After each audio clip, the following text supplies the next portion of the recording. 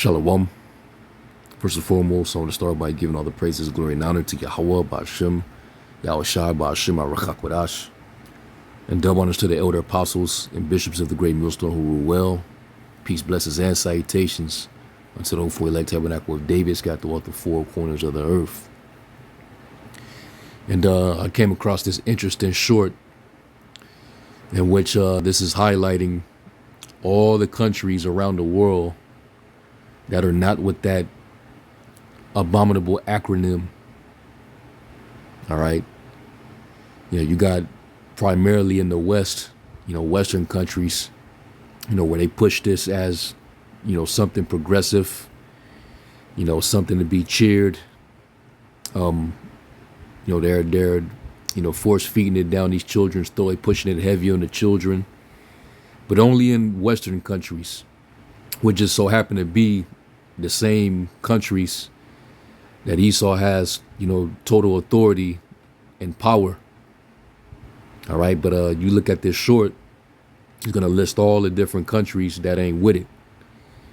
And this is quite telling. All right. Because it substantiates what the prophecy say concerning Esau, Edom. The scripture that come to mind, Malachi 1 verse 4, and we're going to get that. But let's look at this little short real fast.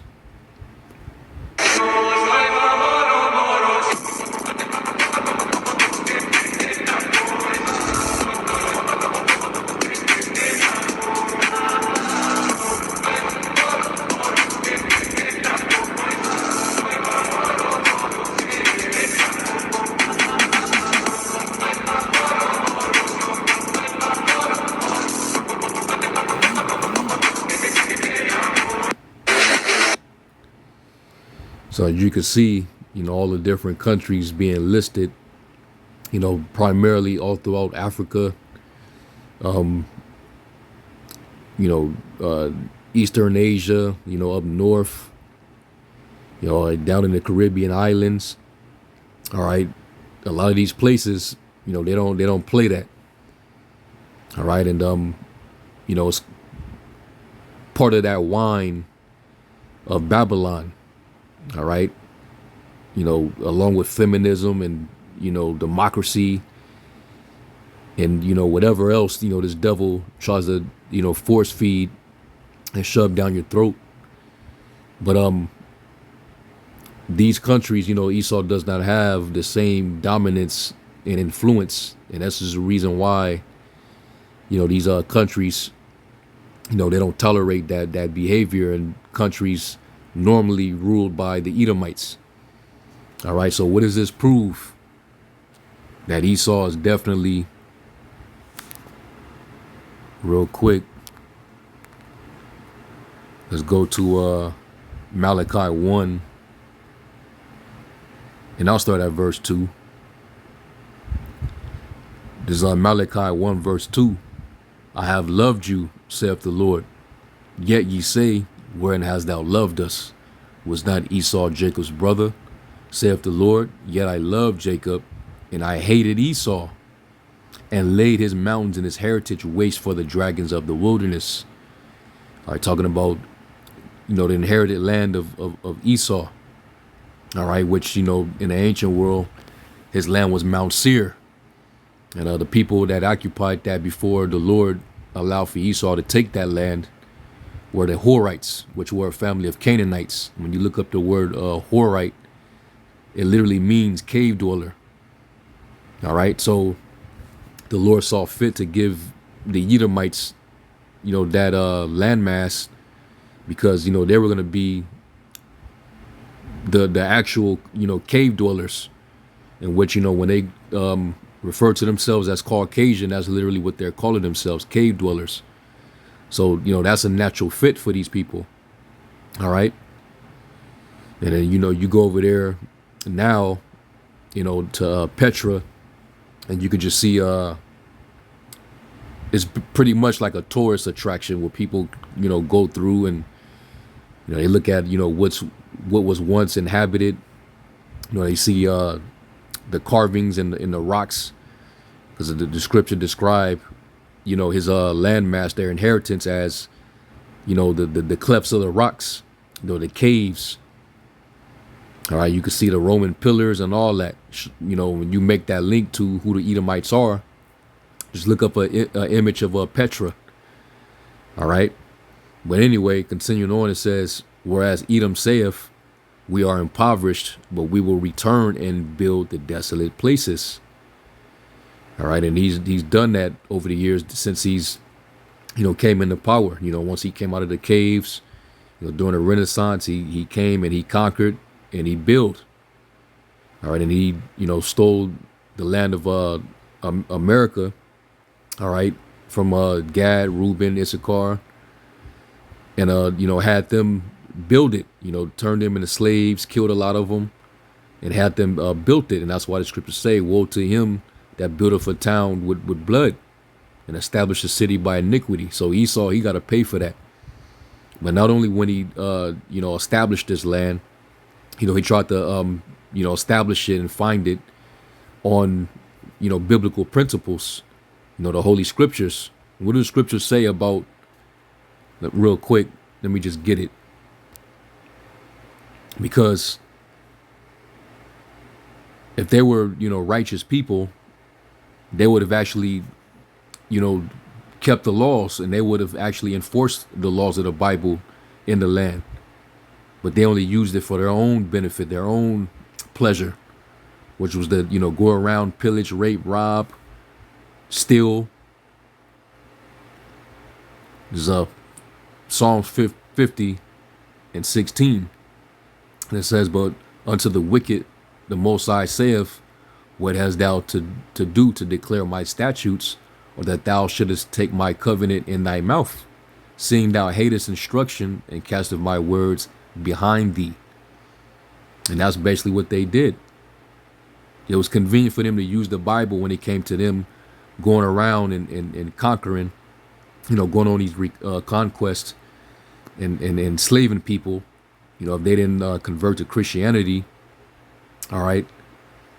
But when it came to keeping the laws and making the laws the law of the land, they completely missed and set up their own thing. And now you got a nation full of freaks, transformers, moles, butchers, and they're celebrated every year. They're given power. They're given all this freedom. They infiltrated the church, the school system. They all throughout your television programming. So if he was a righteous man, none of this would be tolerated. See, this is the reason why these other countries don't tolerate him. Or none of that Western mat is a sickness. All right. But, these places where this behavior is prevalent, it happen to be the places where Esau is in total authority, control. All right. It says in Psalms 12. Let me get it real quick. Psalms 12 verse 8, it says, when the wicked, it's like the wicked walk on every side when the vilest men are exalted. And these devils are exalted within the regions of the world where they're in power. All right. Where their faces is on a dollar bill, on your currency. They control all the policies. All right. Write all the legislations. Those men are exalted. So that's why, the behavior of the people that are in power is dominant. All right, like it says in Sirach, the 10th chapter. Let me get that next. Let's go to Sirach 10. Oops. The Sirach 10 in verse 2, it says, as the judge of the people is himself, so are his officers. And what manner of man the ruler of the city is, such are all they that dwell therein. All right, and Esau, wherever he's in power, wherever he's ruling, that's where you're going to have, sickness, all right, debauchery, heavy debauchery going on because that's what he is. He's like the scriptures say in Hebrews 12 and was that 16. Lest there be any fornicator or profane person as Esau. He's very profane, ungodly, godless, and he's a fornicator, very sexually immoral. Now you got a few Edomites that are Christian or that are conservative and that ain't with it, but for the most part, majority of them, they're with all of the wickedness, the lawlessness. So a lawless man in power, is gonna be lawless behavior up under that rulership. So that's where the abominable acronym, that's where they get all of the liberty, is where they get all the power. So going back to Malachi, it says, they shall build, but I will throw down. And they shall call them the border of wickedness. All right. So all those countries that was listed, Esau he's not ruling there. Okay. Which is why in the past, he's, all those countries that was listed, at least half of them, Esau didn't try to infiltrate, destabilize, or send troops in, bomb them, invade. Because they ain't with that foolery, they ain't with the wine. They still have a traditional sense of living. Okay? Being fruitful and multiplying, understanding that, marriage is between, man and woman. But if you, say that here, you could be criminalized. So we definitely under the border of wickedness. All right. Babylon the Great being, the main epicenter of wickedness. It says the border of wickedness and the people against whom the Lord have indignation forever. Let me see what the other translations say.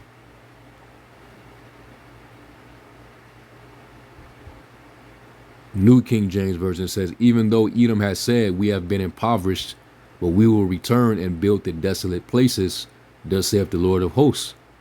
They may build, but I will throw down. How's the Lord going to throw them down? He's going to throw them down by nuclear destruction, thermonuclear destruction, man. All right.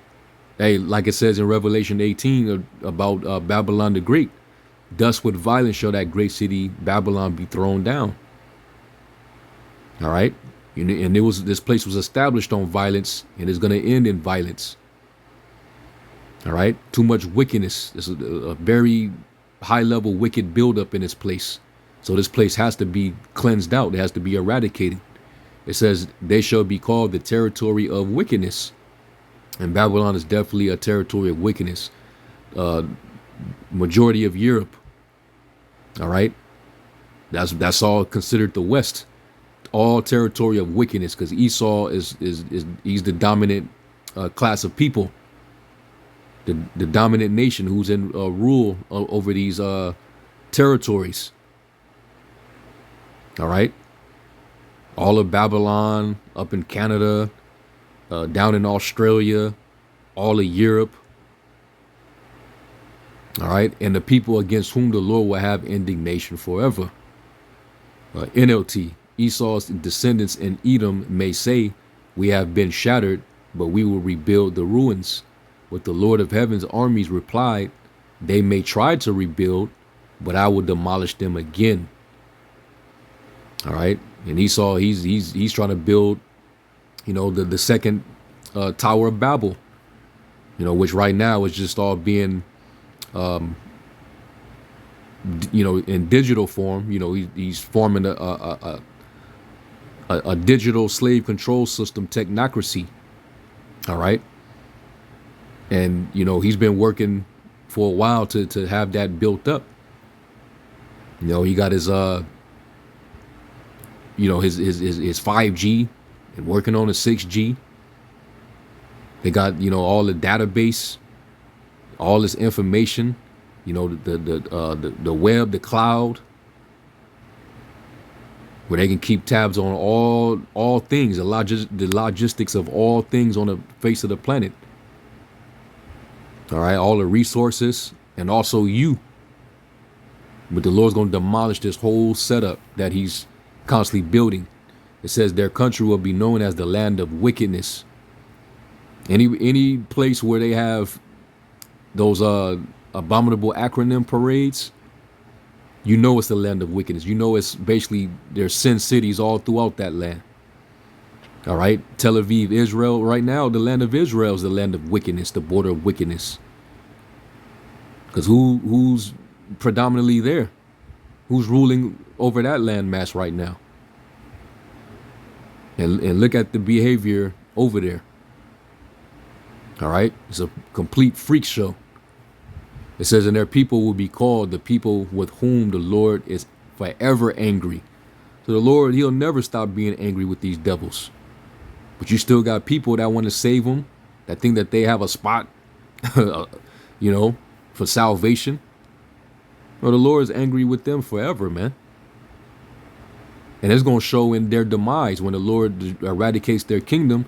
And then after 1,000 years, when he gets rid of them.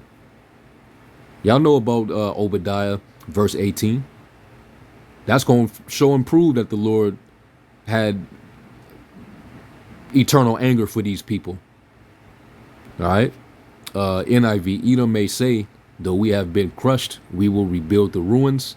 But this is what the Lord Almighty says. They may build, but I will demolish. They will be called the wicked land, a people always under the wrath of the Lord. Oh, ESV. If Edom says we are shattered, but we will rebuild the ruins, the Lord of hosts says, they may build, but I will tear down. And they will be called the wicked country, and the people with whom the Lord is angry forever. And shit, America is a wicked country. All right, Great Britain is a wicked country. Okay, Germany, all them lands where Esau is in total power and control, the whole beast is wicked. There's a wicked beast. All right, and that's why the Lord's going to come back to destroy the beast. All right, give it to a burning flame to eradicate all the wickedness that goes on here. Because it's all enabled under Esau. He's the one that gives the license to sin. We know what the law says concerning, if a man lays with if a man lie with womankind, as if a man lies with mankind as he lie with a woman, both of them have committed an abomination. And we already know what the judgment is. That's Moaf, death. But Esau, he doesn't implement that. He's against that. And then, he's programming the children to think it's okay, to think that it's actually natural, it's normal. So that's why the Lord is going to have indignation forever with these devils, man. All right. And, Babylon had been used, as the scripture, as the prophecies say, it's been used as a golden cup in the Lord's hand to make all the nations drunken. So a lot of nations that start to eventually drink of that cup, they bugged out and start to, absorb, some of the philosophies and ways of the West, i.e. the LGBT, feminism, democracy, equality, all this, this is all part of the West. All right, what they call it, pro-choice. That's all the West, man, which is very destructive. So, that's this is one of the scriptures that I thought about when I came across this short. All right, countries that are against the abominable acronym. Okay, and this is why they're all against the West, man. All right, and in the kingdom, all right, they ain't gonna be against our Israel, which is the true Israel. Right now, a lot of them are against the current state of Israel, because of what goes on in the West. But in the kingdom, they're going to appreciate the law being laid down. All right. You think these people are supposed to be the chosen people? Like, here it is. They're preparing for a third temple, but you still got moles in your parliament. You still have that annual parade every year. So what does that show? You're not the people of the light. You're not the people who the nations are going to flock to. All right, to receive the light. All right, when we get back in the land, we're going to enforce the law. Isaiah 2:1, it says, the word that Isaiah the son of Amos saw concerning Judah and Jerusalem, and it shall come to pass in the last days that the mountain of the Lord's house shall be established in the top of the mountains, and shall be exalted above the hills, and all nations shall flow unto it. Ain't nobody flowing to the current state of Israel. You know, ain't nobody talking about your little third temple that you're attempting to think that you're going to fully build. And many people shall go and say, come ye and let us go up to the mountain of the Lord, into the house of the God of Jacob, and he will teach us of his ways. They're not teaching you of the ways. They're teaching you against the ways, man. They put it all in your curriculum. You learn these wicked philosophies and ways of living through the curriculum that they set up, which is to teach you in the way of being wicked. All right, because that's Esau's nature, is to be wicked. All right, that's Malachi 1:4. That's how you prove it. It says, and we will walk in his paths, for out of Zion shall go forth the law and the word of the Lord from Jerusalem. So the law is going to go out, man. Right now, the law is slack and judgment don't go forth. That's why this behavior is at an all-time high. Okay? When we get established, when Yahushua comes back and establishes his kingdom, it's going to be law and order. Righteous law and order, man. There ain't going to be no moles. There ain't going to be no butchers. You ain't going to be able to get operations done, all right, to confuse the people, man. All right? Once the law is going to be laid down, everybody's going to be up under it. And all the Israelites, the Lord's going to put that into us. That's the second covenant. We're going to know the law like the back of our hand. So we're going to be the ones to enforce it, and we're going to teach it. That's why the scriptures say that we're going to be priests, a kingdom of priests. We have to show these nations how it's supposed to be, how it's done, how to live. Because right now, under this current management, the world is in ruins, man. Okay, this is why STDs, all right, deadly STDs is rampant. Just the loss of life, child sacrifices. So, that's pretty much that. Yeah, I'll end it with that. I had to go into that. These scriptures came to mind as I was watching this. All the countries that was listed. All right, but you see, no Western country was listed. This is clearly Babylon the Great. Abominations of the mother of harlots, abominations of the earth. All right, the Lord said He would lift up your skirt and show all the nations your shame, man. He said, I will make you vile and a gazing stock. I will cast, filth upon you. That's Nahum 3 and was at 5. So, yeah, man. Lord willing, this was edifying. Give all praise, glory, and honor to Yahweh Shai. To the next lesson. Shalom.